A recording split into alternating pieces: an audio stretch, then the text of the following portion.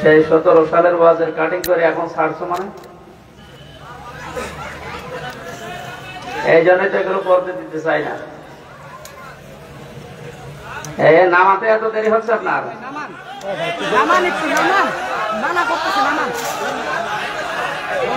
ছাত্র এখানে ছাত্র নেই, ভেঙে ফেলেন, ভেঙে ফেলেন। এদের যন্ত্রণায় মানে ঝামেলা শেষ নেই। গোয়েন্দা বিভাগ থেকে কল আসতেছে এদের কারণে। প্রজেক্টরটা বাদ দিয়ে কারোটা যেন না থাকে, যান, কারোটা রাখবে না। এত করে মানা করা হয় যে যেগুলো বলি ওইগুলোর উপরে দেন। আমি আয়াতের উপরে কথা বলি না, ওই আয়াতটা লিখে দেওয়া যায় না? এদিকে নেই ওদিকে নেই, মাঝখানে 2.5 মিনিট 1.5 মিনিট দিয়ে এমন একটা কিছু দেখে ইসলামের খুঁটি কে গো? কোন কারণে লিখেছেন ডক্টর ইউনূসকে বাস দিয়েছেন? কোন কারণে লিখেছেন? আপনাদের নিজেদেরই তো জন্মে ঠিক নেই, মানুষের নামে উল্টা পাল্টা দোষ দেন। একজনের কারণে হাজারো মানুষের এইভাবে ঝামেলা হয়। রাজশাহী তাহসিল সেন্টার ছাপায় না, রোজ টিভি করে না, পুরা 1.5 ঘন্টা 1 ঘন্টা যা পারে সব দিয়ে যায়। আরে কি করে আল্লাহ, এদের জন্য রিমান্ডে আমার 10 দিন এদের কথা শোনা নিচ্ছে। কোলাঙ্গার গুলো মানুষ নাকি, যে অফিসার গুলো ছিল উল্টা পাল্টায় হ্যাম্বেল গুলো আমার দেখায় আর বলে এগুলো, অথচ একটা কথা ওর ভেতরে নেই। আবার এখানে দাঁড়িয়ে আছেন কি কাজ চেহারা দেখতে, হয় আগে বসেন না, চলে যান। এদের কারণে মানে আমার জীবনটা শেষ হয়ে গেল। এই 3 বছর জেল কেটেছে এদের কারণে। হাসিনাকে বাস দিলেন, খালেদাকে নাঙ্গল দিলেন, এই সমস্ত উল্টা পাল্টা দিয়ে। আরে ভাই যেটা বলে ওইটা যদি থাকতো তাও তো হয়তো কিচ্ছু জানি না, আন্দাজে এক থাম্বেল দিয়ে যায়। আজকে গাড়িতে আসার সময় দেখার পরে তো বললাম যে একটা দরকার নেই, তাছাড়া ওদের নিষেধ করবো কোন কারণে? ওরাও তো প্রচার করছে, কিন্তু প্রচার করতে গিয়ে 8টা 9টা মিডিয়া আছে, এদের নামে আমি মামলা দেবো। তারা বারবার সতর্ক করার পরও শোনে না। ওয়াজ টিভি কোনটা এখানে আছে? ওরা আমার সামনে নিয়ে আসবে, এখান থেকে সব বসেন নাই, এখান থেকে সব বসেন, এমনিতে রাত হয়ে গেল। ইন্নাল হামদালিল্লাহি ওয়াসসালাতু ওয়াসসালামু আলা রাসূলিল্লাহ, আম্মা বা'দ, ফাউযু বিল্লাহি মিনাশ শাইতানির রাজীম। বিসমিল্লাহির রহমানির রহিম। والتين والزيتون وطور سينين وهذا البلد الأمين لقد خلقنا الإنسان في أحسن تقويم ثم رددناه أسفل سافلين إلا الذين آمنوا وعملوا الصالحات فلهم أجر غير ممنون فما يكذبك بعد بالدين فما يكذبك بعد بالدين أليس الله بأحكم الحاكمين صدق الله العظيم اللهم صل على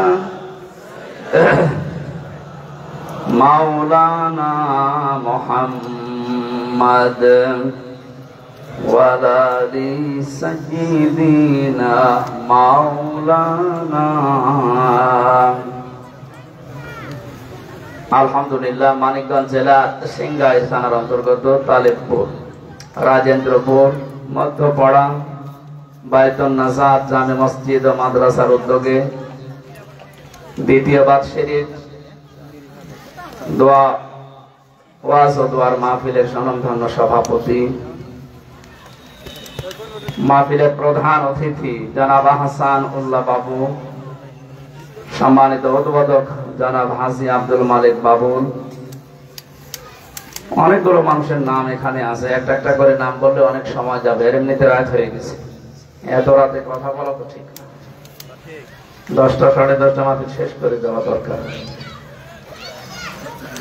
যারা এসেছে বিশেষ করে অত্র এলাকার সর্বজন শ্রদ্ধাভাজন ব্যক্তিবর্গ যারা এদের সম্মান মর্যাদা আরো বেশি কামনা করছি,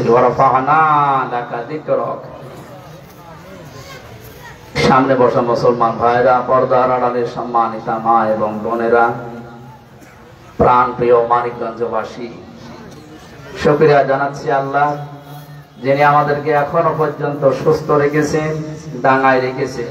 আলহামদুলিল্লাহ। কেমন একটা সময় বসে কথা বলছি, আমরা কোরআনের কথা শুনছি। যে সময় বাংলাদেশের 10-12টা জেলা এখনো পানির নিচে, আজকে আরো বেশি। এমন প্রতিবেশী আল্লাহ আমাদেরকে দিয়েছেন, প্রতিবেশীর নামের কলঙ্ক। মানুষ বিপদে পড়লে প্রতিবেশীর সাহায্য চায়, আর এদের কি অবস্থা। এদের হেদায়েত কামনা করে তো লাভ নেই, কারণ জালেমদের হেদায়েত আল্লাহ দেয়। আল্লাহু লা ইয়াহদিল কওমাজ জালিমিন। আল্লাহ বলেন জালেমদের এখনো হেদায়েত দিচ্ছে না, ভবিষ্যতে দেব না। ইয়াহদি এটা মুজারি, বর্তমান ভবিষ্যৎ, প্রেজেন্ট ফিউচার। যেহেতু আল্লাহর ঘোষণা, এটা কোরআনে কারিমে, মিথ্যা হতে পারে? বলেন। এই ছেলে এখান থেকে নেমে বসো, নেমে বসো, তাড়াতাড়ি যাও। কেউ কথা বলবে না ভাই, এখান থেকে একটু পিছিয়ে বসুন। জায়গা নেই মানে আরেকটু পিছান, পিছান পিছান পিছান, আরো পেছানো লাগবে। যান যান যান যান, কথা বলবেন না, কেউ কথা বলবেন না। মন মানুষের কথা ভালো নেই। দেশের যে অবস্থা এখনো পর্যন্ত, এ মানুষগুলো পানির নিচে হাবুডুবু খাচ্ছে, এখানে আমরা বসে আনন্দে খাবার খেলে হবে? এই জন্য মন ভালো নেই। তারপরও দাওয়াত আগের থেকে নেওয়া ছিল, এই কারণে এসেছি, না তো আমি এখন থাকতাম ফেনীতে।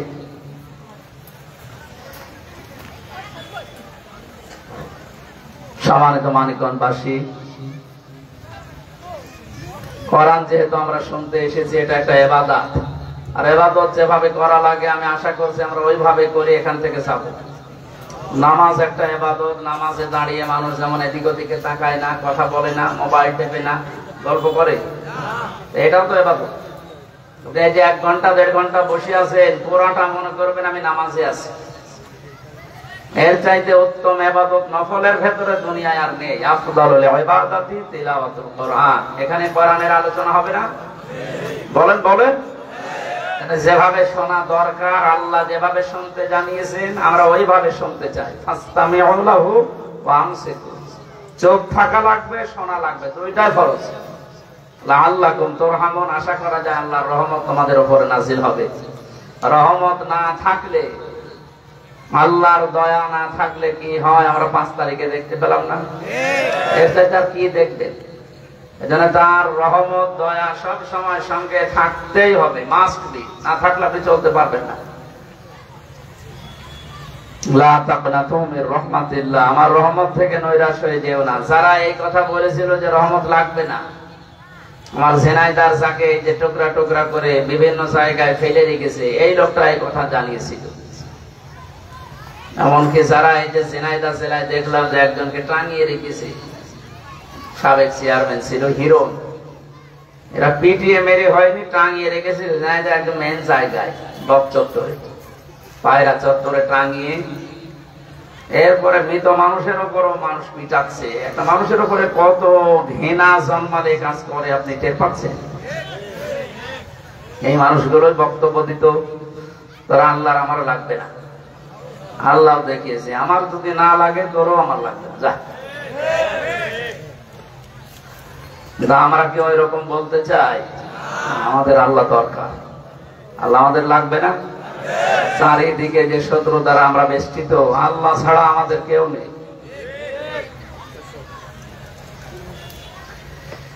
কোরআনে কারীম জানিয়েছে খালাকাল ইনসানা আল্লামাহুল বায়ান। আল্লাহ পাক বলেন আমি মানুষ বানিয়েছি আর মানুষকে কথা বলার যোগ্যতা দিয়েছি। এটা কথা বলতে পারে পৃথিবীতে শুধুমাত্র মানুষ। বিজ্ঞান আল্লামাহুল বায়ানের উপরে গবেষণা চালিয়েছে। মানুষ যে কথা বলে, যেটা দিয়ে তার নাম যেহেতু মুখ, এই মুখের কয়েক ইঞ্চি জায়গা বিজ্ঞান দেখতে পাচ্ছে এতটুকু জায়গাতে 27টা স্তর আছে।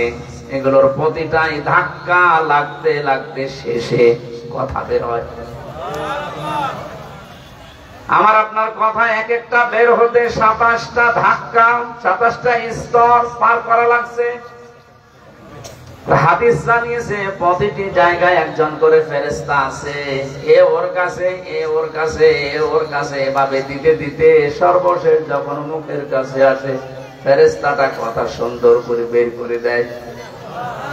এর ভেতরে একটা ফেরেশতা যদি দায়িত্ব পালন না করে কিয়ামত পর্যন্ত হায়াত পেলে আপনি কথা বলতে পারবেন না। কত বড় দয়া আল্লাহ দেখিয়েছে আমাদের প্রতি। আমরা যারা কথা বলতে পারি তারা মুখ দিয়ে উচ্চারণ করেন আলহামদুলিল্লাহ।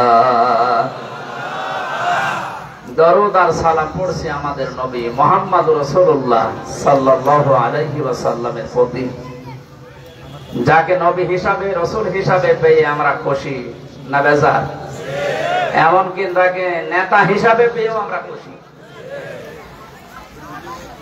কারণ রাসূলের আদর্শ বাদ দিয়ে যত মানুষ নেতৃত্ব দিয়েছে, মানুষের দ্বারা জনপদ নিরাপদ থাকেনি, থাকা সম্ভব না। আমরা যাদেরকে মেনে চলি, কারো চরিত্র, কারো জীবন আমাদের কাছে পরিষ্কার না। পরিষ্কার আমরা জানি যাকে মেনে চলি ওর ছোটবেলায় ও কি করেছে। এতে এমন মানুষকে মানার জন্য কোরআনে কারীম নির্দেশ দিচ্ছে যার চরিত্রের ভেতরে কোনো ফাঁক ফোকর খুঁজে পাবেন না। ওয়া ইন্নাকা লাআলা খুলুকিন আযীম। হে নবী, অবশ্যই আপনি মহান চরিত্রের উপরে প্রতিষ্ঠিত। বলেন সুবহানাল্লাহ। এত বড় মহান চরিত্র পৃথিবীর কাউকে দেওয়া হয়নি, কিয়ামত পর্যন্ত দেওয়া হবে না। আমি বারবার এই কথাগুলো আনছি কেন? এই দেশে 15 বছর আমরা অনেক কথা এই আয়াত পড়ার পরও বলতে পারি নাই। ওটা ওপেন ভাবে হেদায়েতের জন্য বলছি। মন তৈরি করেন আপনি যেন কোরআন থেকে হেদায়েত পান। আরে কথা বলতে এই সমস্যা কথা আপনার তো শোনা হচ্ছে না। আমি কিন্তু একটু পরে জিজ্ঞাসা করবো, যদি বলতে না পারেন এখানে মুখ উঁচু জায়গায় বসাবো।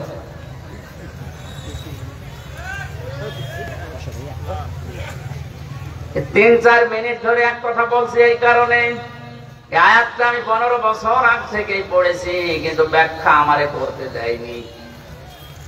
কথা বলতে গেলে এখানের থেকে এদিকে কেটে চলে যাওয়া লাগে, সঠিকটা তুলে ধরা যায় না। আল্লাহ পাক বলেন আপনাকে আমি আসীম এই শব্দটা নামের পরে দিয়েছি কেন জানেন? কোন কিছু যদি কেউ চওড়া মাপতে চায় তাহলে আরিস লাগে, কেউ গভীরতা মাপতে গেলে আরবিতে আমিক লাগে। আর আপনাকে আমি আল্লাহ এমন চরিত্র দিলাম আসীম, আমার সবচাইতে বড় নামটা আপনার চরিত্রের সার্টিফিকেট হিসেবে লাগিয়েছি। কিয়ামত পর্যন্ত মানুষ আপনার আদর্শ অনুসরণ করে যাবে, কুল কিনারা পাবে না। মানিকগঞ্জবাসী ওইটা আবার রিপিট করছি, কোরআন শরীফের কথা শোনার পরে যদি কারো মনের ভেতরে পরিবর্তন না আসে, ওর জীবন যদি না পাল্টায়, ও যেন বিশ্বাস করে নেয় তোকে আল্লাহ জাহান্নামে দেবে বলে মানে। এই পর্যন্ত বুঝেছেন কিনা? কোরআনের কথা শোনার পর যদি আপনার কোনো সন্দেহ লাগে তাহলে আলেম নিয়ে আসেন। কোরআন শোনার পরও যদি কারো মনের পরিবর্তন না হয়, ওর জীবন যদি ওইভাবেই কেটে যেতে থাকে, আল্লাহ জানিয়েছেন সে যেন বিশ্বাস করে আমি তাকে জাহান্নামে দেব। এই জন্য বানিয়েছি।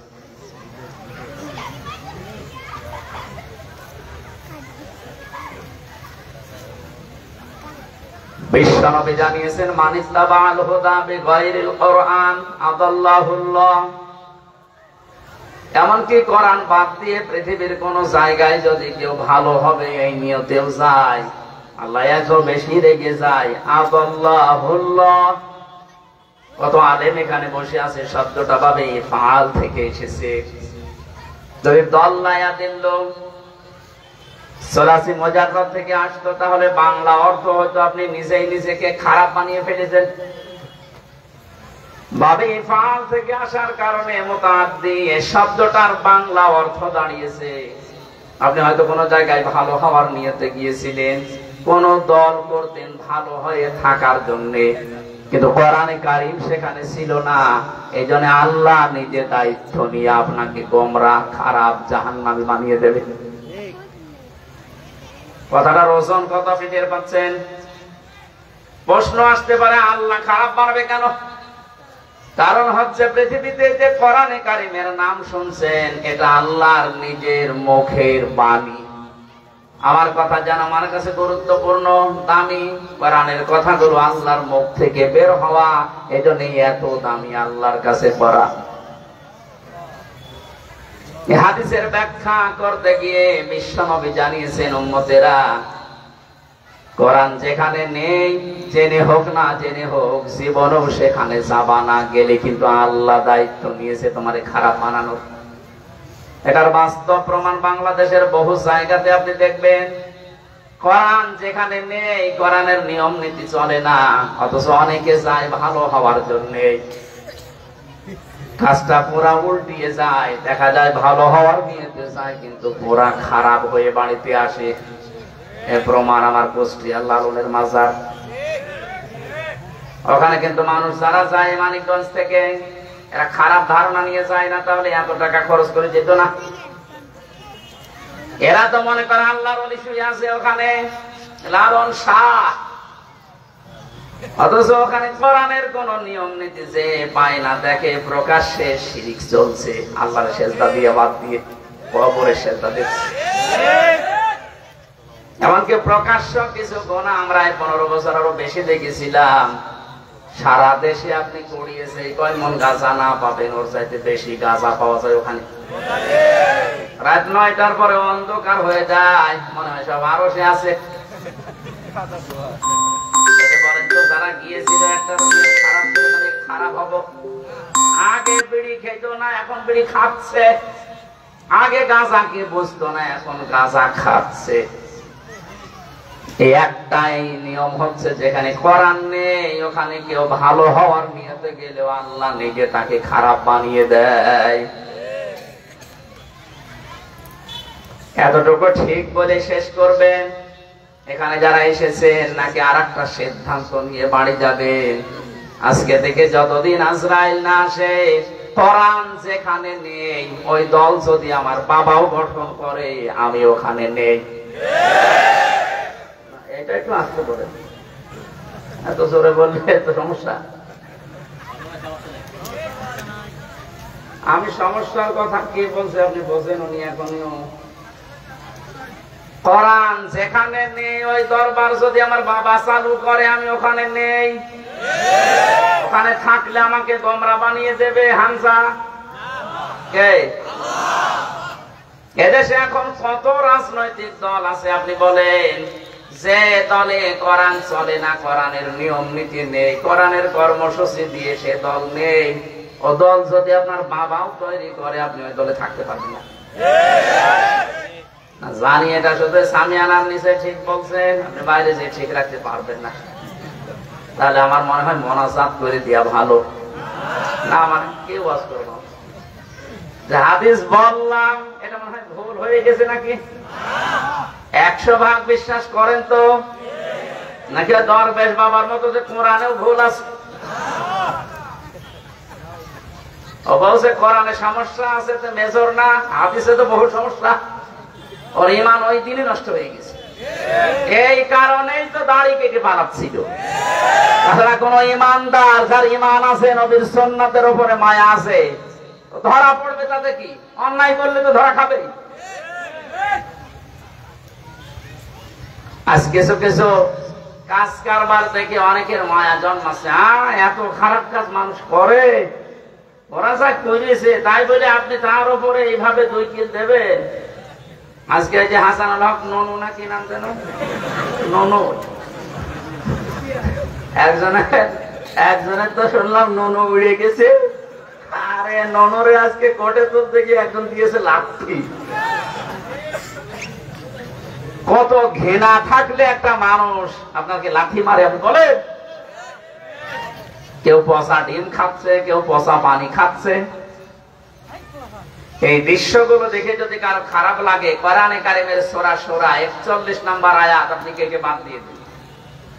ওয়ালামান ইনতাসারা বাদা যালিকা বাদা যুলমিহি ফাউলাইকা মা আলাইহিম মিন সাবিল। আল্লাহ পাক বলেন, তোমাদের উপরে যতটুকু অত্যাচার হয়েছিল অতটুকু যদি করো তাতে কোনো দোষ নেই। এই জন্যই তো ডক্টর মোহাম্মদ ইউনূস কথা বলেই ফেলেছে যে স্যার আজ বিভিন্ন জায়গায় মূর্তি ভাঙা হয় মসজিদের, আপনি কিছু বলেন? কি বলবো, ওর মেয়ের কাছে জিজ্ঞেস করেন।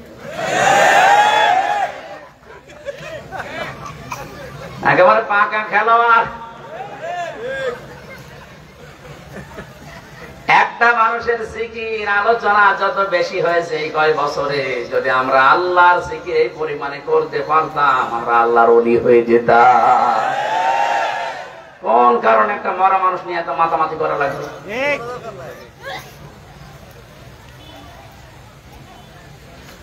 তাকে চিরস্মরণীয় করার জন্য, মানুষের মুখে মুখে তার নামটা উচ্চারণ করার জন্য মোড়ে মোড়ে তা বানিয়েছিলেন। এক বেলা টিকেছে? শুধু যেই শুনেছে উনি প্লেনে বা হেলিকপ্টারে উঠেছে, বিকাল আসতে আসতে সারা দেশে সব মাটি নিচে। আমার কুষ্টিয়ায় যেটা ছিল এটা ভাঙতে পারছিল না, ক্রেন নিয়ে এসে ভেঙেছে, এত শক্ত ভাঙ।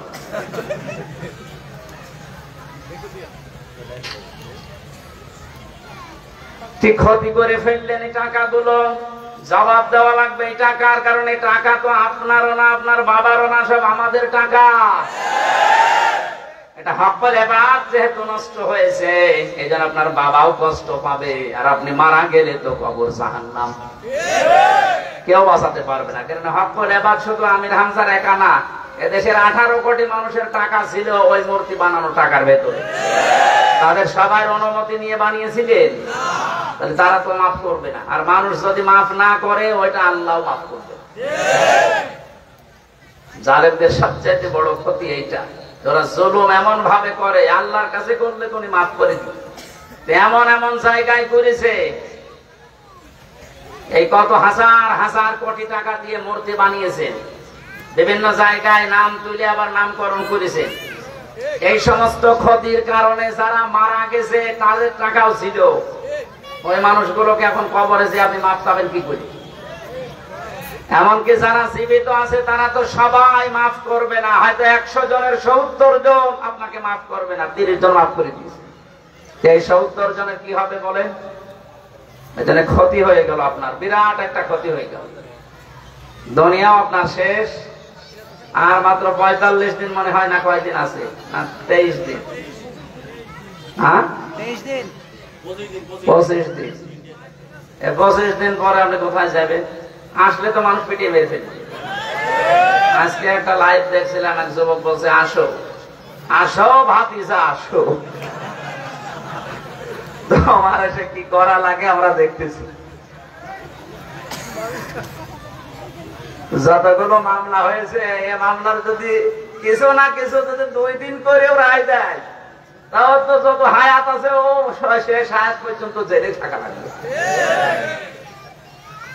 এরা বড় ক্ষতি করে ফেললেন নিচে, আর যাদের রেখে গেলেন এরা তো আছে আর এক জাহান্নাম। এই যে 3 ইঞ্চি ছিল, একে রাস্তায় আসতে পারছে? কি জীবন তৈরি করেছিল! 3 ইঞ্চির নাকি যে সহকারী ছিল, ও 1000 কোটি টাকার মালিক। কি আশ্চর্য একটা দেশ গড়েছিল বলেন তো। 5 টাকা খরচ হবে একটা জায়গায়, সেখানে 5000 বাজেট করছে। এই কথা বলছে না কেন? যদি মিথ্যা মনে হয়, এই যে রেল, যেটা পড়ে গিয়েছিল মেট্রো রেল, বলেছিল 1 বছর লাগবে, অথচ এই মাত্র 21-22 দিনে সব কমপ্লিট করে আজকে থেকে চলা আরম্ভ হয়েছে। তার মানে বোঝা যাচ্ছে কত রকমের দুর্নীতি এই দেশে টপ টু বটম হয়েছে, সবগুলো এখন একটা একটা করে ধরা পড়ছে। আমার আগে যিনি কথা বলছিলেন না আয়নাঘর সম্পর্কে, আমি নিজে তো ছিলাম মাটির নিচে, আমি দেখেছি যারা আজ মায়া কান্না করছেন, হ্যাঁ সব শেষ করে ফেললেন, সত্যি আপনাদের ওই জায়গায় ব্যারিস্টার আরমানের মতো 8 বছর রাখা দরকার। আপনার মুখ দিয়ে জীবনও ওই কথা আর বের হবে না। জালেমরা যা করেছে আল্লাহর আরশ পর্যন্ত টিপে গেছে। আপনাকে সারা দেশের 18 কোটি মানুষ যদি মাফ করে দেয়, ব্যারিস্টার আরমানের স্ত্রী জীবনও মাফ করবে না। কারণ তাকে 8টা বছর স্বামী নেই কি আছে সে জানতোই না। মারা গেলে তো একটা বিশ্বাস থাকতো যে মরে গেছে, আমি আর এক জায়গায় বিয়ে করি, এক কথা বলেন না কেন? আর আপনি কি করলেন? জানতেও দিলেন না যে বেশি আছে কিনা। আমি জেলে থাকাকালীন ডিজিএফআই এর একজন সদস্য জেলে ছিল, আমারে বলছিল যে হুজুর আমি কিছু গোপন কথা বলতাম কিন্তু বলতে পারছি না, বললেই আমারে মেরে ফেলবে। আমার সাথে ছিল মুফতি ফখরুল ইসলাম, উনিও বলছিল যে আমারে নিয়ে মাটির নিচে এমন ভাবে রেখেছিল, পেছনে এই হাত বেঁধে পায়ের ভেতরে সেকল দিয়ে 24 ঘন্টা এইভাবে টয়লেট করার জন্য মানুষ 1.5 মিনিট সময় দিত। আপনি কোন কারণে অত্যাচারটা করলেন? এমনিতে তারে নিয়ে যান, একটু বসিয়ে সুজিয়ে 2-1টা ঘা দিয়ে বিদায় করে দিন। তা 1 দিন 2 দিন 8 বছর 10 বছর 12 বছর একটা মানুষকে কবরের মতো জায়গায় ফেলে রেখেছেন, আর এখনো যদি বলেন যে আমি কি করেছি যে মানুষ এরকম করছে, এইদিকে আসেন, কি করেছেন আপনাকে দেখাচ্ছে। উপদেষ্টা যিনি আছেন এই যে আমাদের বয়সী আসিফ, এই ছেলেটা জানিয়েছে যে আয়না ঘরকে বিলুপ্ত না, ধ্বংস না, ওইভাবে রেখে দেওয়া লাগবে। যারা পরিদর্শন করতে আসে বিভিন্ন জায়গা থেকে তাদের জন্য টুরিস্টের প্লেস হিসাবে রাখবো, মানুষ যেন বোঝে দুনিয়াবাসী যে এই দেশে একটা জালেম ছিল। কি করেছেন নিজের বিবেকের কাছে জিজ্ঞাসা করেন। যারা একটু জিজ্ঞাসা করছে তারা আর এখানে থাকতে চাচ্ছে না। এই যে কালামানি থাকতে চাচ্ছে, একজনকে শুনলাম টাকা দিয়েছিল, সেও এর সাথে বেঈমানি করেছে। 100 টাকা দিয়ে বলেছিল বর্ডারটা শুধু পার করে দে, ও টাকাও নিয়েছে ধরিয়েও দিয়েছে। এমন পেটানো পেটিয়েছে, শেষে ওর সেই হাসানুল হক ননু শেষ। এই জালেম গুলো আমাদেরকে যখন মাজায় দড়ি দিয়ে ছাগলের মতো টেনে নিয়ে যেত, ওরা টিপমনি কাটত। আল্লাহ একেবারে খাপের খাপ মমতাজের বাপ দেখিয়ে দিয়েছে।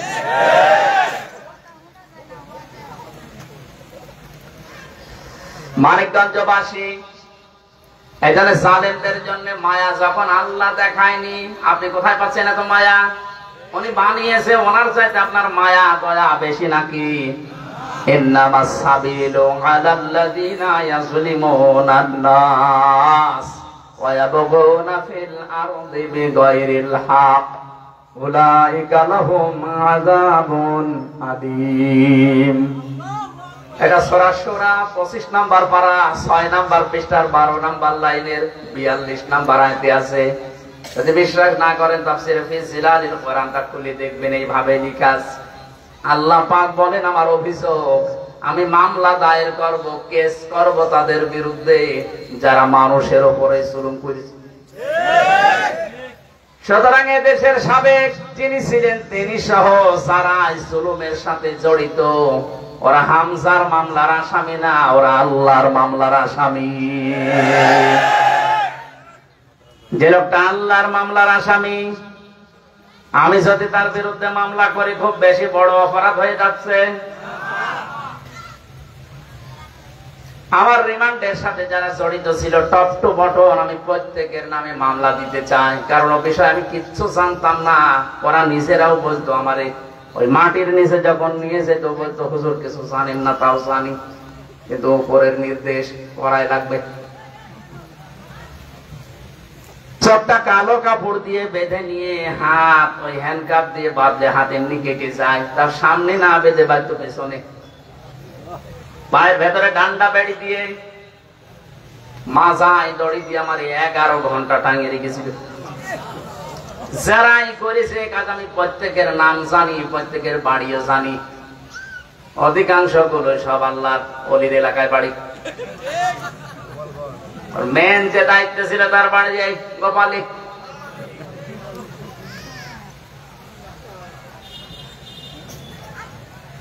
জামাত ইসলামের সংগ্রামী আমির ডাক্তার শফিকুর রহমান জানিয়েছে, আমরা কারো উপর অত্যাচার জুলুম নির্যাতন করব না, কিন্তু যতটুকু পেয়েছি অন্তত অতটুকু তো করা দরকার। এখন যদি আপনি মজলুমের পক্ষে কথা না বলে জালেমদের পক্ষে সাফায় গান যে মাফ করে দাও, তাহলে মজলুমের উপরে জুলুম করা হবে। আপনি তো ওই জায়গায় ছিলেন না, যে ছিল সেটের পাচ্ছেন। ভেতরে কত বড় চাপা দুঃখ ক্ষোভ থাকলে কথাগুলো এমনি এমনি বের হচ্ছে।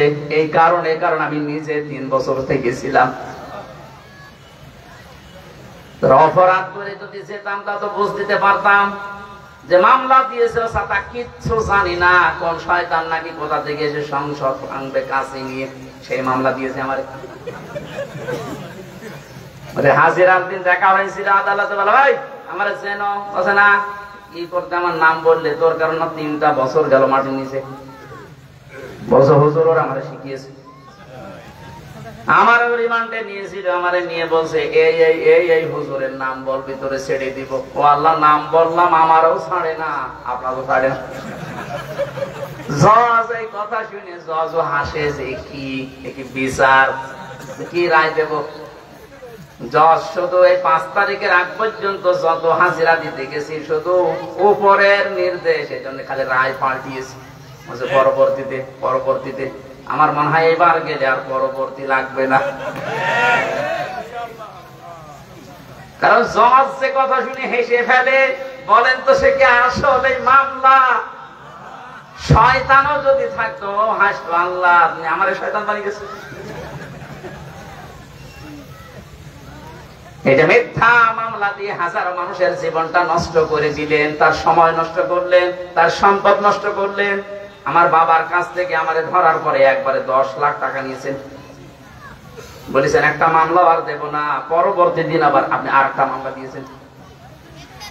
আমার বলছে 50টা মামলা দেবো, এক এক জেলায় এক একটা। আপনি সারাদিন ঘুরতে ঘুরতে জীবন শেষ হয়ে যাবে। দেখেছেন, যে নিয়ে শুনে আমার কষ্ট। এখন ওদের নামে এরকম 50-এর ডবল 100টা মামলা দেওয়া দরকার না? এই নিয়ে বস কেমন লাগে? জালিম এই শব্দটা যে কত ভয়ঙ্কর, আল্লাহ নিজে এদের বিরুদ্ধে কিয়ামতে মামলা দায়ের করবে। আপনার কি মনে হচ্ছে হামজা মামলা দায়ের করছে না করছে? সরাসরি যিনি বিচারপতি তিনি। আলাইসাল্লাহু বিআহকামিল হাকিমিন, আল্লাহ বলেন আমি কি সব চাইতে বড় বিচারক না? আমি নিজেই বিচার করব, আমি নিজেই মামলা দেব। কে দাঁড়াবে তোর পক্ষে বলেন? এই জন্য যারা জুলুম করেছিলেন এতদিন, আপনার কপাল খারাপ। আপনি নিজের কপালে নিজে কোড়াল লাগিয়েছেন, কপাল নষ্ট হয়ে গেছে আপনার। দুনিয়া শেষ, চোখ বন্ধ হওয়ার পরে আপনি আল্লাহর মামলার আসামি।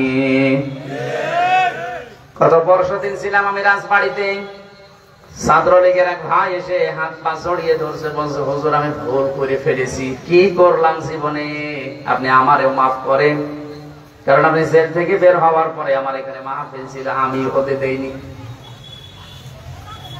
আমার এখানে যিনি দায়িত্ব ছিল ওই যে কেরামত মেরামত, এই শয়তান আমারে বলেছিল এটা বন্ধ করা লাগবে।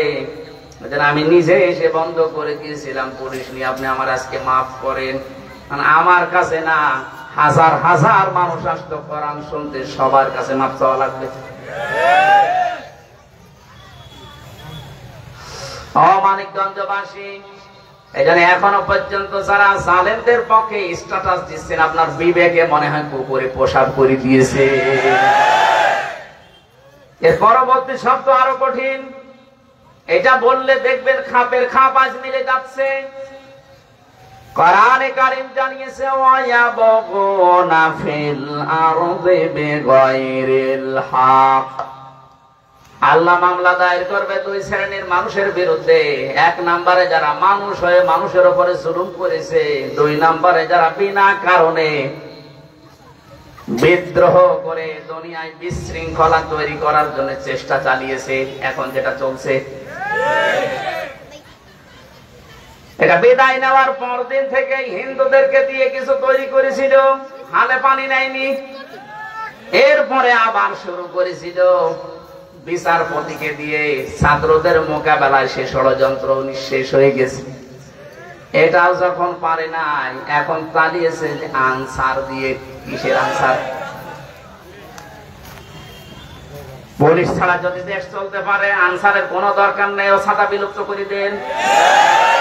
আজকে সকালে সেনাবাহিনীর প্রধান ঘোষণাও দিয়েছে যে ও ছাতার কোনো দরকার নেই।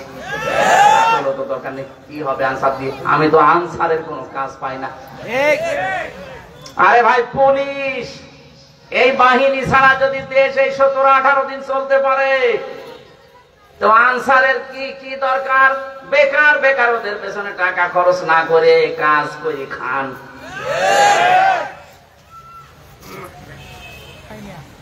এরপরে এখন আবার আরম্ভ করছে, বিনা ভোটে যারা নির্বাচিত হয়েছিল, বিনা ভোটে, রাতের ভোটে, এই মানুষগুলো এখন আবার তাদের পদ ফিরে দেওয়ার জন্য আন্দোলন চালাচ্ছে। কিসের আন্দোলন? আপনার তো ভোটই হয়নি। লেভেল প্লেইং ফিল্ড না তৈরি হলে কিসের ভোট আপনার?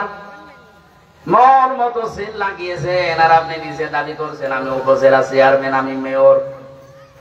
একদিনের রায় যেহেতু আদালত সব বাতিল করে দিয়েছে, সবগুলো তাড়াতাড়ি করে এই মুহূর্তে বাতিল করা দরকার।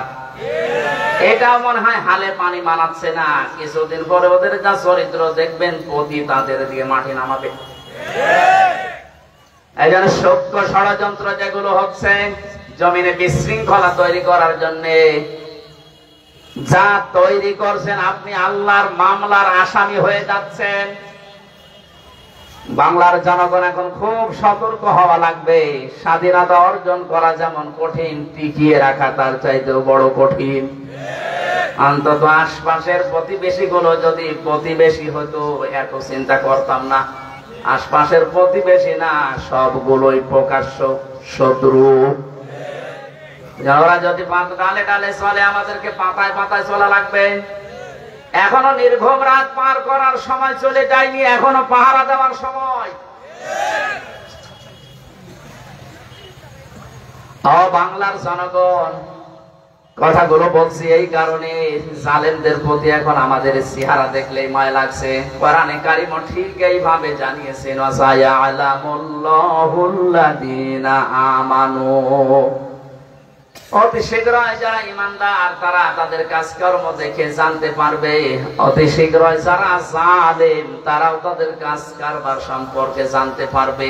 আল্লাহ মনে হয় আয়াতগুলো এখনই নাযিল করলো। এখানে জালেম যারা আছেন, এখন আর জুলুম না থামবেন। আপনার প্রতি যতটুকু হয়েছিল অতটুকু করলে আপনার দোষ নেই, কিন্তু ওর চাইতে বেশি করলে আপনি জালিম হয়ে যাবেন। আল্লাহ আমাদেরকে যেন হেফাজত করেন জুলুম থেকে, বলেন আমিন। বিশ্ব নবী মুহাম্মদ রাসূলুল্লাহ সারাটা জীবন যে জুলুমের শিকার হয়েছিলেন, অধিকাংশ জুলুমের শিকার হয়েছিলেন তিনি তার নিজেদের লোক দ্বারা। এই জন্য ঐক্যের একটা সুর যখন তুলছেন, বিশেষ করে ইসলামপন্থী আমরা যারা আছি, এদেশে অন্তত মানুষের মত প্রকাশ হবে, এইটা যারা আমরা চাই, সে যে দলের লোক হোক, এদের ভেতরে ভেতরে যেন কোনো ষড়যন্ত্র আর কাজ না করে। আমরা সিফফিনের ঘটনা শুনেছি, যে সিফফিনের যুদ্ধ হয়েছিল, হযরতে আলী এবং হযরতে মুয়াবিয়া রাদিয়াল্লাহু তাআলা আনহু দুইজনেই বড় নবীর সাহাবী ছিলেন এবং আলেম ছিলেন। যেহেতু এলেম ছিল তাদের ভেতরে, এই জন্য দুইজন রাতের বেলা সবকিছু মিলমিশ হয়ে গেল, সব ঠান্ডা হয়ে গেছে। কিন্তু মুনাফিক ইহুদি ছিল একজন, আব্দুল্লাহ বিন সাবা। এই লোকটা একেবারে শেষ রাতের দিকে এসে ওই দলের ভেতরে প্রবেশ করে ওদের দিকে লাগিয়েছে তীর। ওখান থেকে আসা শুরু করেছে, শেষ পর্যন্ত ফজরের পরে বিনা কারণে যুদ্ধটা তৈরি হয়ে 10,000 মানুষ দুনিয়া থেকে বিদায় নিয়ে চলে গেল। আমাদের সময় কিন্তু ঠিক ওই রকম পর্যায়ে আছে। এই মুনাফিকেরা, এই জালেমেরা ভেতরে ভেতরে প্রবেশ করে ছোটখাটো বিষয় নিয়ে মনোমালিন্য তৈরি করে আবার আমাদের ভেতরে গন্ডগোল তৈরি করে না দেয়। স্বাধীন যখন হয়েছি এটা টিকিয়ে রাখার জন্য যা ছাড় দেওয়া লাগে সব ছাড় দেওয়া লাগবে। আরে ভাই, আগে তো বসে থাকবেন, দাঁড়িয়ে থাকবেন, এরপরে তো বাকি কথা। দাঁড়াতেই তো পারতেন না, বসতেও পারতেন না। এই বিষয়টা যখন সামনে আমাদের এসেছে, আস্তে আস্তে সব হবে, কোনো চিন্তা নেই। আমার জেলখানার প্রথম 1.5 বছর ছিল জনাব তারেক জিয়া, ওনার যে পিএস আছে নুরউদ্দিন অপু ভাই, ওনার সাথেই ছিলাম। লোকটার কাছে বহু কথা, বহু বাস্তবতা আমি শিখেছি। উনি মনে হয় বের হয়েছে কিছুদিন আগে। অপু ভাইয়ের জন্য দোয়া করছি, আল্লাহ তাকে যে পরিবর্তন দিয়েছো, এ পরিবর্তনের ধারা যেন অব্যাহত থাকে। আল্লাহ তুমি তাকে দুনিয়া আখিরাতে কামিয়াবি দাও ইসলামের ভেতরে, বলেন আমিন। মানিকগঞ্জবাসী পরিচিত একটা সূরা যেহেতু পড়েছি, ওই সূরা থেকে আমি কিছু কথা তাফসীর আকারে বলতে চাই। শুধুমাত্র মুহাম্মদুর রাসূলুল্লাহর ওই বিষয়টা বোঝাতে আমি এ পর্যন্ত আসছিলাম। যেহেতু মন থেকে আপনি মেনে নেওয়ার জন্য চাতক পাখির মতো শুনতেছেন, ভালো করে শোনেন। এখনো পর্যন্ত যারা কোরআন বাদ দিয়ে অন্য কোন লাইনে চলছেন, আপনি ভুল পথে আছেন, ফিরে আসবেন। 2 নম্বরে, আজিম যেহেতু রাসূলের চরিত্রের জন্য আল্লাহ দিয়েছেন, পৃথিবীতে কোন নেতা নির্দ্বিধায় বিনা বাক্যে প্রশ্ন ছাড়া মানা যাবে না, শুধু মুহাম্মদুর রাসূলুল্লাহ বাদ দিয়ে। এটা যাদের ঠিক নেই, হাতে পায়ে ধরে বলছে আপনি ঠিক করেন। এটা দুনিয়ার বিষয় না, আদর্শ এমন একটা গুরুত্বপূর্ণ জিনিস। যারা বলে আমরা সবাই অমক সেনা, ভয় করে না বুলেট বোমা, আপনার ঈমান নষ্ট হয়ে গেছে। কারণ শুধু রাসূলুল্লাহর সেনা হওয়া বাদ দিয়ে দুনিয়ায় কারো সেনা, এ কথা বলা জায়েজ নেই। এই কথা বলছে না কেন? এটাকে আমি বানাচ্ছি। কোরআনে কারিমে আল্লাহ পাক রাসূলুল্লাহকে বিশেষ বিশেষ 7টা নামে যে ডাক দিয়েছেন, তার ভেতরে প্রথম নাম্বারে এটা ইয়াসিন। ইয়া হরফে নিদা, হে। সিন মানে সাজ্জেদ, সাজ্জেদ মানে নেতা। আল্লাহর ঘোষণা দেওয়া নেতা এই পৃথিবীতে একজন। কয়জন?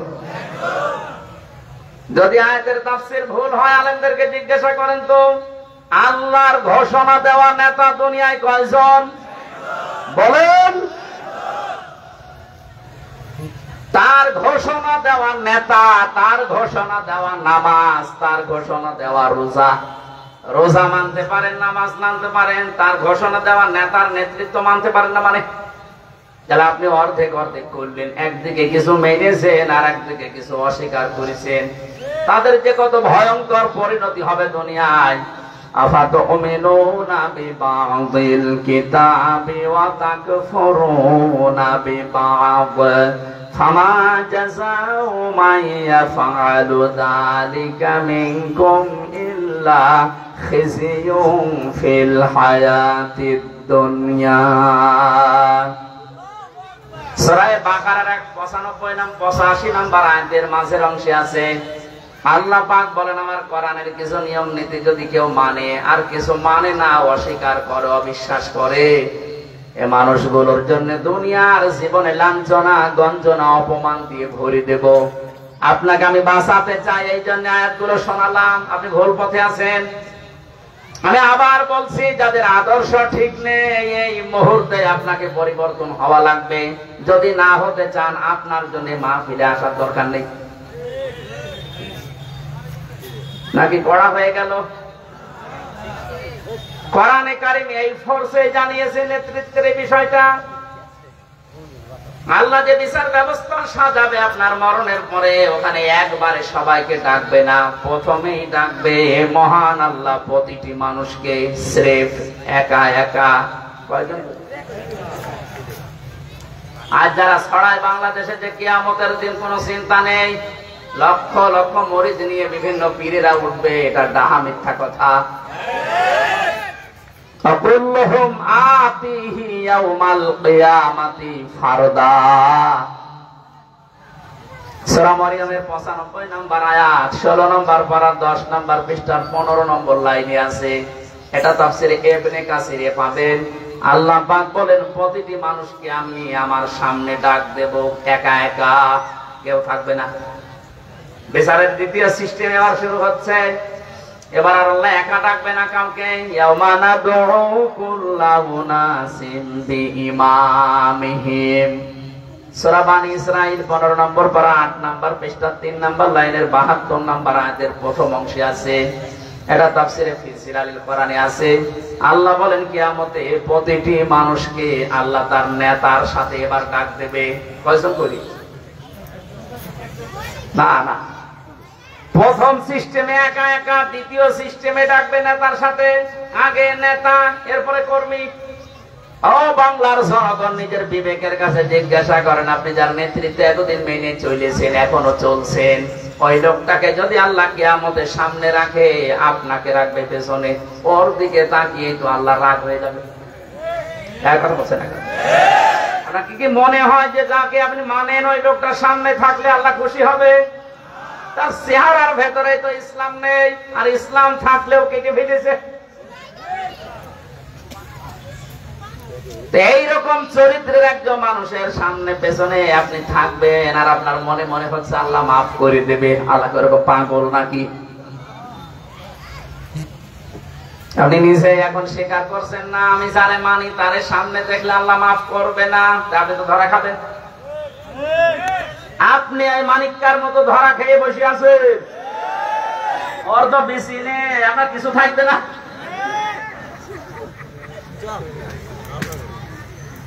আমি শুধু হাসির খোরাকি দেওয়ার জন্য বলি না, এতক্ষণ বক বক করছি একটা বিষয়ের জন্য, যাদের নেতা ঠিক নেই।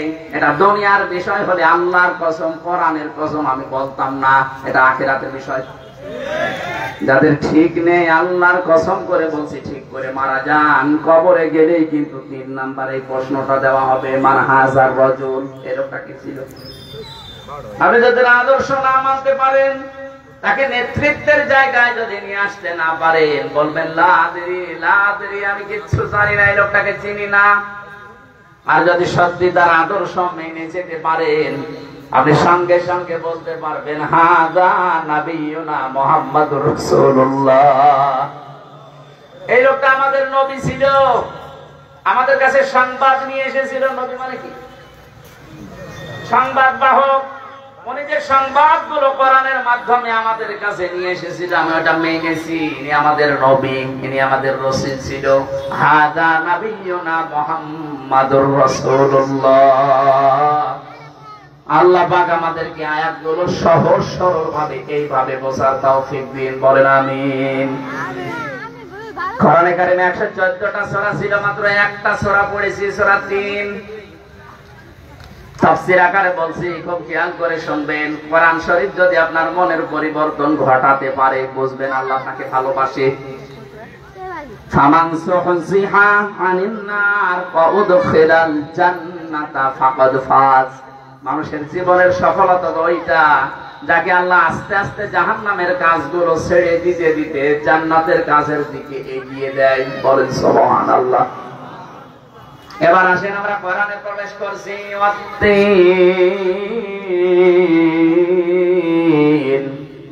আল্লাহ বলেন তিনের কসম। কিসের কসম? এই যে শব্দটা শুরু করেছেন ওয়া দিয়ে, ওয়া কসমিয়া। এই পৃথিবীতে আল্লাহ যে কোনো বিষয় বোঝাতে চাইলে ওই বিষয়ের সাথে সম্পর্কিত রিলেটেড যেটা আছে তার কসম দেন। আর আমরা সৃষ্টি জগতে যারা আছি, আমরাও কসম মাঝে মাঝে দেই। কেউ কেউ কসম দেয় প্রেমিকার মাথায় হাত দিয়ে। আরে ভাই, ওর মাথায় হাত দেওয়া জায়েজ নেই, এবার বলছে না। কেউ মসজিদের দিকে তাকিয়ে মসজিদ ঘরের কসম দেয়, কেউ সন্তানের মাথায় হাত দিয়ে কসম দিচ্ছে, কেউ কোরআনের কসম দিচ্ছে, একটাও জায়েজ নেই। কসম দেওয়া শুধু জায়েজ আছে আল্লাহর নামে। যেহেতু সবচাইতে বড় মনে করি আমরা কাকে? আল্লাহু আকবার। সবচাইতে বড় কে? সৃষ্টি জগতের কসম হবে শুধুমাত্র সৃষ্টিকর্তার নামে।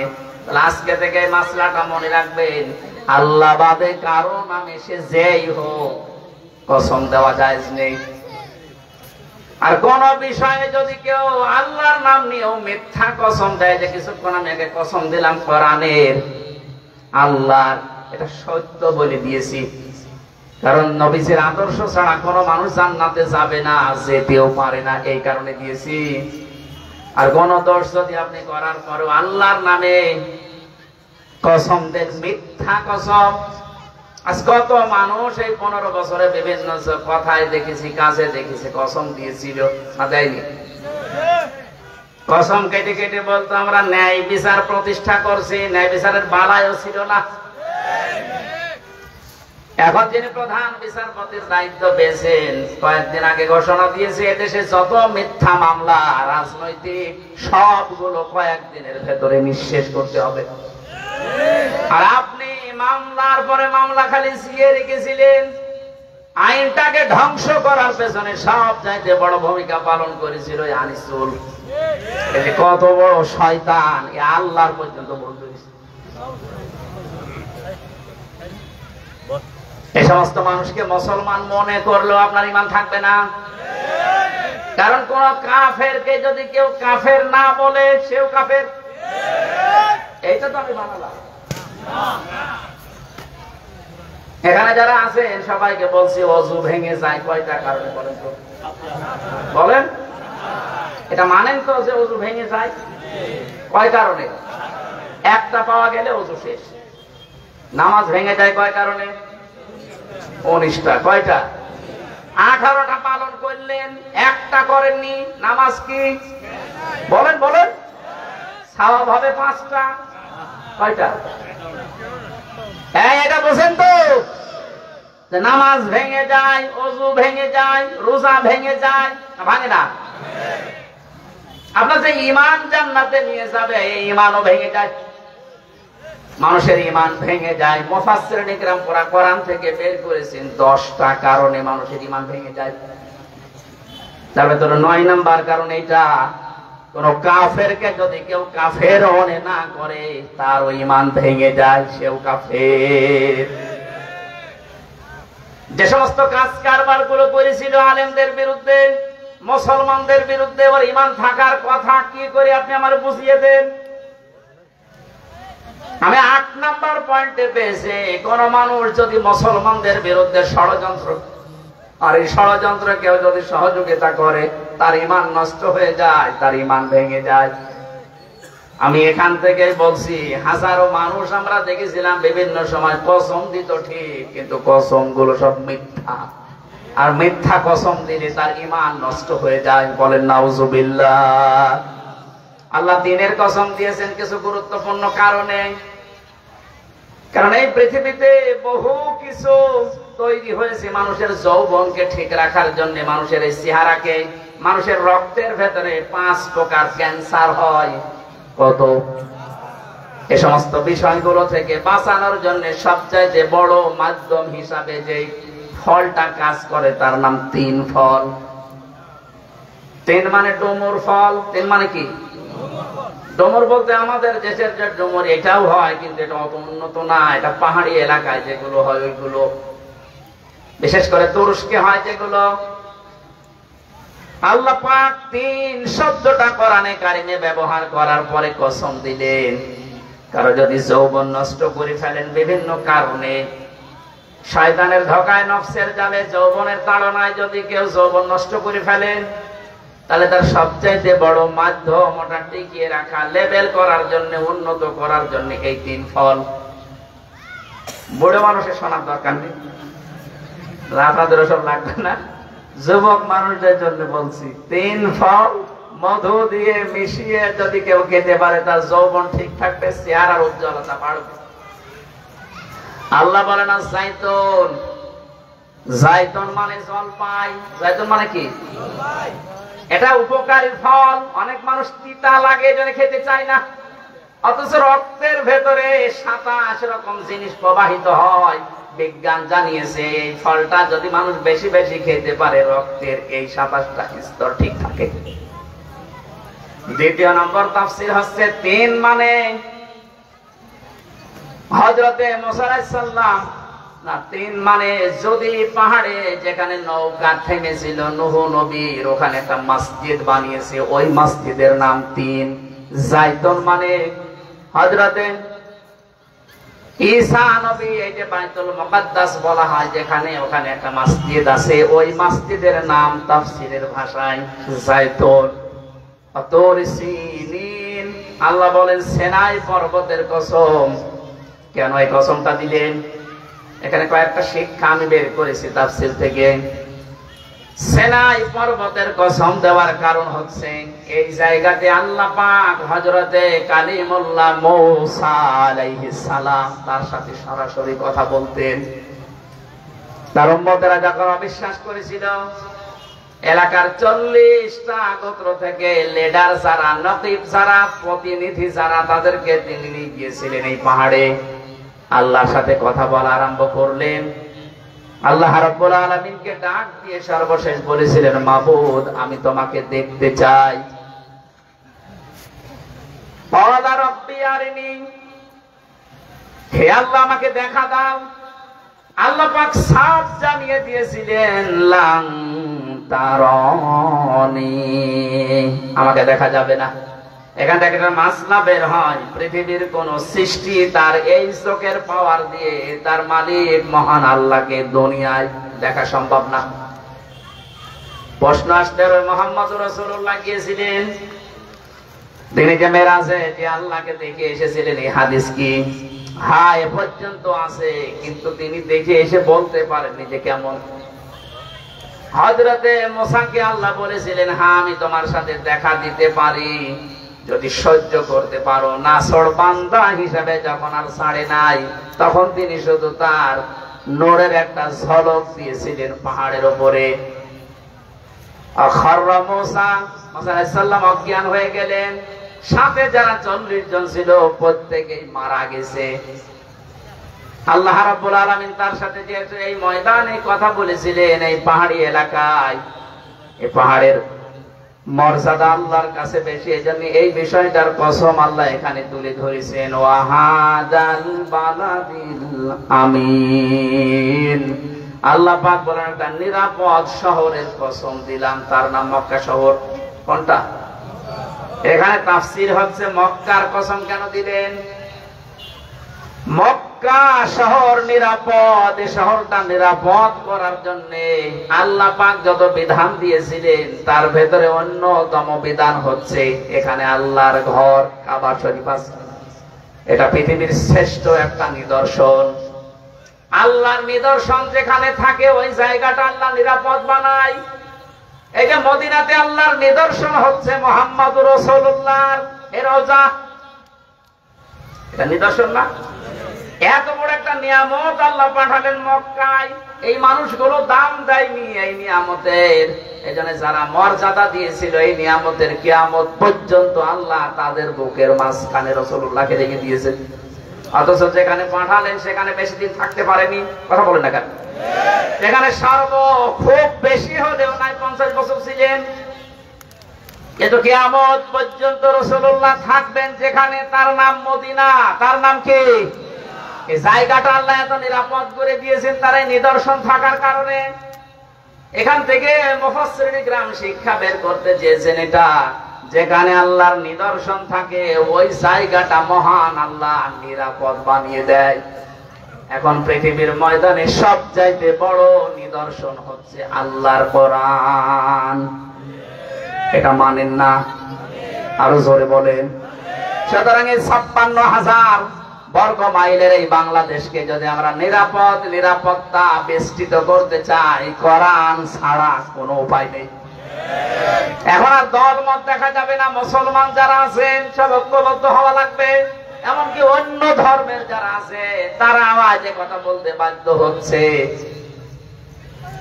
আজকে একজন হিন্দু স্ট্যাটাস দিয়েছে, লাইভে লাইভে মোবাইলে দেখলাম বলছে যে আলেমদের যে ভূমিকা এখন এই বন্যার্তদের জন্য, এতদিন পর্যন্ত ভুল বুঝেছিলাম এই হুজুরদেরকে, এরা যদি সত্যি আমাদের মাথার উপরে আসে আমরা মায়ের কোলে থাকবো। জোরে বলেন সুবহানাল্লাহ। ও মানিকগঞ্জবাসী সবাইকে আহ্বান জানাচ্ছি, আল্লাহর নিদর্শন যেখানে রাখে সেটা বালাদিল আমিন হয়ে যায়। সুতরাং আমাদের এই দেশে যদি সত্যি আল্লাহর বিধান 500টা আছে কার্যকর আমরা দেখতে পারি, আল্লাহর কসম দিয়ে বলছি এই জমিনটা আপনি বালাদিল আমিন পেয়ে যাবেন। হাজ করতে গিয়েছিলাম 16 সালে। আরাফাতের ময়দান থেকে আসার পরে যে রাত কাটানো লাগে একটা চাটিয়াল ময়দানে মরুভূমিতে, লক্ষ লক্ষ মেয়ে পুরুষ এক জায়গায় আছে, তাও বুড়া না, যুবক যুবতী। কথা বলে না কেন? আবহমান কাল থেকে নিয়মটা চলে আসছে, কিন্তু আজ পর্যন্ত কোন রিপোর্ট আমি আজ পর্যন্ত শুনি নাই, পাই নাই যে 5টা মেয়ে ইজ্জত হারিয়েছে। কথা বলে না কেন? এটা হচ্ছে কিসের জন্য একটু চিন্তা আসে না? তাও ফাইটটা যায় এরকম মহিলা ওখানে শুয়ে নেই, ওখানে শুয়ে আছে বিশ্ব সুন্দরী যারা, তারা এত সুন্দরী মহিলা থাকার পরেও কোন মানুষের ভেতরে তাকানো তো দূরের কথা, কামনাও আসে না যে কি তৈরি করে দিয়েছে। ওই আল্লাহর বিধান যদি আমাদের দেশে কায়েম হয়ে যায়, আমি কসম দিয়ে বলতে পারি আপনি মুজদালিফার মতো এরকম নিরাপদ পেয়ে যাবেন। মানিকগঞ্জ থেকে কুষ্টিয়া পর্যন্ত এই 200 কিলোমিটার একটা মেয়ে সাজগোজ করে যাবে, কেউ তাকানোর সাহস পাবে না। মেয়েটার মনের ভেতরে একটা ভয় থাকবে, সেটা আল্লাহর ভয়।